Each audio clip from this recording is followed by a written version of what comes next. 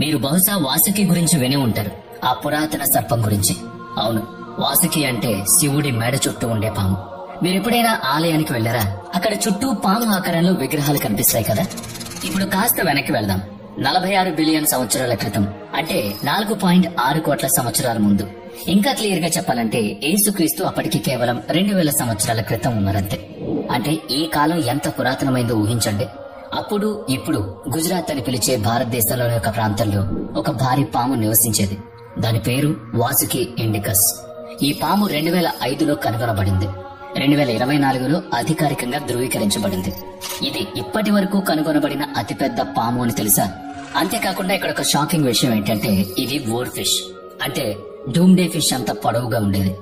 Or fish అంటే సముద్రంలో కనిపించే ఆ పొడవైన చేప. దాదాపు 11 మీటర్ల వరకు పెరిగే జీవి. చాలా మంది ఇలా అడుగుతున్నారు, ఈ రెండు జీవులకు ఏమైనా సంబంధం ఉందా? నేను ఈ రోజు దాన్ని పూర్తిగా మీకు చెప్పబోతున్నాను. మీరు నమ్మగలరా? ప్రపంచంలోని అతిపెద్ద పాము భారతదేశంలో కనుగొనబడింది. అప్పటి ప్రపంచం ఎలా ఉండేదో ఊహించుకోండి. అంటే 4 కోట్ల సంవత్సరాల క్రితం. అప్పట్లో సింహాలు, పులులు అస్సలు లేవు. ఏనుగులు ఉండేవి, కానీ ఇప్పట్లా తొండాలు లేవు వాటికి. అది పూర్తిగా పురాతన కాలం. మానవులు కూడా ఇంకా భూమిపై అడుగు పెట్టనేలేదు. కాబట్టి అప్పుడు ప్రపంచం ఎలా ఉండేది?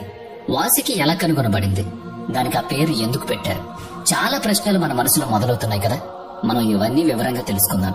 ఇది నిజంగా అద్భుత విషయం. మనం చేసిన లెవియథాన్ వీడియో తర్వాత మీరు చాలా మంది నన్ను వాసుకి గురించి కవర్ చేయమని అడిగారు. కాబట్టి ఇదిగో మనం ఈ అద్భుత కథలోకి వెళ్లిపోదాం. కానీ మొదట ఒక చిన్న రిక్వెస్ట్. మీరు ఇప్పటి వరకు మన ఛానల్ ని సబ్స్క్రైబ్ చేసుకోకపోతే దయచేసి మన ఛానల్ ని సబ్స్క్రైబ్ చేయండి.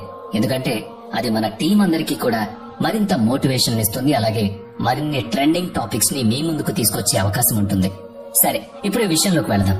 చాలా సంవత్సరాలుగా టైటానోబోవా అనే పాము అతిపెద్ద పాముగా రికార్డు కలిగి ఉంది.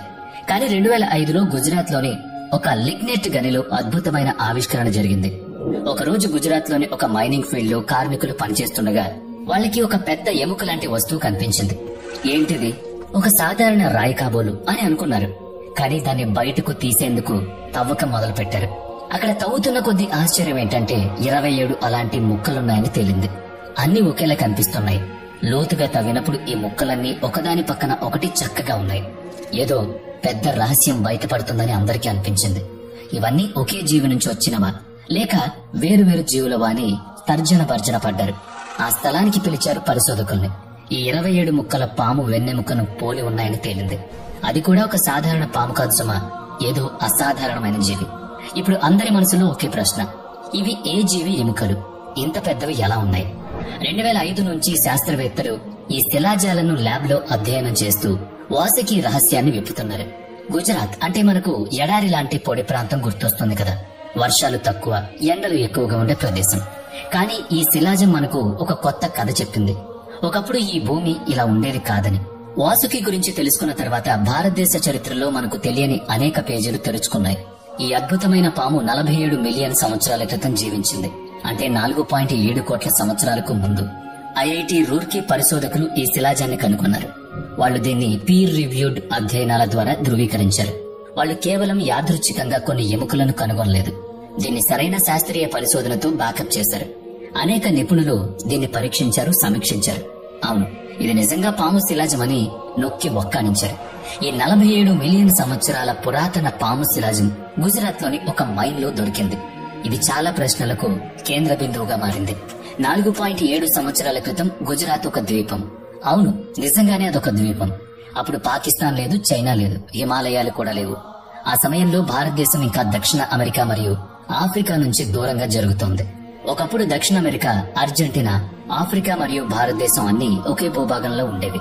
నెమ్మదిగా భారతదేశం వాటి నుంచి విడిపోయి తన సొంత ప్రయాణాన్ని మొదలుపెట్టింది. నేటి రోజుల్లో పాములకు ప్రసిద్ధమైన ప్రాంతాలు ఏవి? బ్రెజిల్, మెక్సికో మరియు భారతదేశం. చాలా కాలం క్రితం ఈ ప్రాంతాలన్నీ ఒకే భూమిలో భాగంగా ఉండేవి. అప్పుడు భారీ పాములు ఉనికిలో ఉండడం సహజం కదా. వాసుకి ఇండికస్ లాంటి జాతులు ఆ సమయంలో భూమిపై అత్యధికంగా ఉండేవి. డైనోసార్లు ఆ సమయానికి అప్పటికే అంతరించిపోయాయి. మన దూరపు పూర్వీకులు నెమ్మదిగా పరిణామం చెందుతున్నారు. అందుకే ఆ టైంలో పాములు కొంతకాలం భూమిపై రారాజులో ఉన్నాయి. ఈ పాములు 50 అడుగుల పొడవు వరకు ఉండేవి. అంటే ఈనాటి ఓర్ ఫిష్ లేదా డూమ్ డే ఫిష్ అంత పొడవన్నమాట. ఒక స్కూల్ బస్ ఎంత పొడవు ఉంటుందో ఆ సైజులో పాములుండేవి. ఒకరిపై ఒకరు 9 లేదా 10 మంది నిలబడితే ఎంత హైట్ ఉంటుంది?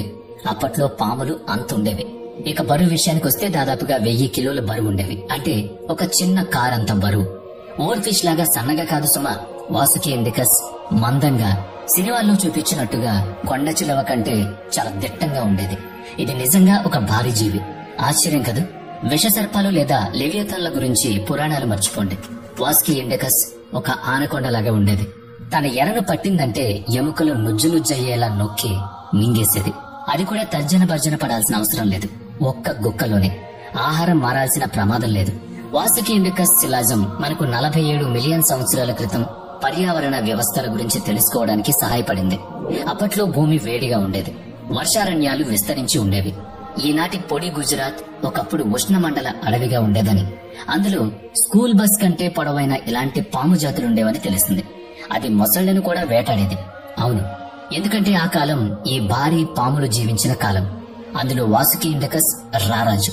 తరువాత తిమింగలాలు సముద్రానికి అనుగుణంగా మారాయి. కానీ బిలియన్ల సంవత్సరాల క్రితం తిమింగలాలు భూమిపై నడిచేవి. అవి అప్పట్లో సముద్ర జీవులు కాదు, భూమిపై క్షీరదారు. అవును, అప్పట్లో మనకి ఇండికస్ ఆ తిమింగలాలను కూడా వేటాడేది. కానీ తరువాత తిమింగలాలు సముద్రంలో జీవించడం మొదలుపెట్టాయి. ఆ కాలంలో వాసుకి ఇండికస్ ఒక పీడకల లాంటిదట. భూమిపై అత్యంత భయంకరమైన వేటగాడు అది. హిందూ పురాణాల్లో వాసుకి శివుడి మెడ చుట్టూ చుట్టుకున్న పాము. అయితే పేరు స్త్రీలింగంగా అనిపించిన వాసుకి వాస్తవానికి మగ. అతను సర్పాలకు రాజు. నాగలోకాన్ని పాలిస్తాడు. నాగులకు నాయకత్వం వహించాడు. శివుడి భక్తుడు కూడా. ఒక పురాణ సంఘటనలో అతను కీలక పాత్ర పోషించాడు. దేవతలు మరియు రాక్షసులు అమృతం కోసం సముద్రాన్ని చిలకడానికి వాసుకుని తాడుగా ఉపయోగించారు. ఈ సంఘటన మీలో చాలా మంది చూసుంటారు, లేదంటే విని కూడా ఉండొచ్చు. ఇక మరణం అనివార్యం, కానీ శివుడు మాత్రమే దాన్ని అధిగమిస్తాడు. శివుడు మాత్రమే శాసిస్తాడు అని చెప్తారు కదా. అందుకే వాసుకి శివుడికి తనను తాను అర్పించుకున్నాడట. శివుడు ప్రపంచం కోసం అన్నిటినీ గణంగా పెట్టి ప్రమాదం ఉన్నప్పటికీ ఆ విషాన్ని తాగుతాడు. అయినా అతను బ్రతుకుతాడు. వాసుకి శివుడి మెడపై అతని త్యాగానికి చిహ్నంగా నిలిచింది. మరి మనం చెప్పుకుంటున్న వాసుకి శివుడి మెడకున్న వాసుకి ఒకటేనా అంటే కాదు. పురాణాల్లోని వాసుకి అనేది అత్యంత విషపూరితమైన పాము. కానీ గుజరాత్ లో కనుగొన్న ఈ పాము విషపూరితమైంది కాదట. నివేదికలు అలా చెబుతున్నాయి. కాబట్టి మీరు అడిగితే అది ఒకటి కాదని చెప్పడానికి కారణం